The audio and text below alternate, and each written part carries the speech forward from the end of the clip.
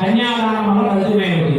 మనం దానం చేసామనుకోండి, ఫలితం సరే ఆ ఫలితం ఏమిటంటే భూదానం చేస్తే ఉత్తమ గతులు కలుగుతాయని చెప్పామే. పిల్లలు మాట్లాడకూడదు. భూదానం చేసామనుకోండి మనకి మంచి సద్గతులు కలుగుతాయి. అన్నదానం చేసామనుకోండి చక్కనైనటువంటి హలోకంలో మళ్ళీ మనకు అన్నం ప్రాప్తిస్తుంది. అట్లాగే ఒక బంగారం దానం చేసామనుకోండి, ఇప్పుడు బంగారం దానం చేయమంటే బంగారం చేసేటువంటి స్థాయిలో మనం పుట్టిన ఇచ్చేవారు తీసుకునేవారు ఉన్నా కానీ మనం దానం చేసేటువంటి స్థాయి మనకుంటే ఎక్కడుంటుంది?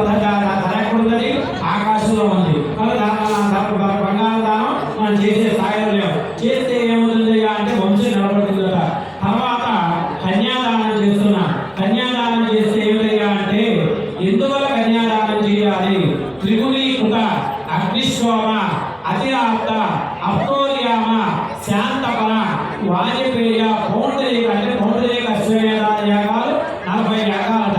ఆ యాగాలని చేసే ఫలితం ఏమిటయ్యా అంటే మనం విష్ణులో భూలోకంలో చేసేటువంటి దానం ఎక్కడికి ఉద్భవిస్తుందయ్యా అంటే ఒక నువ్వుల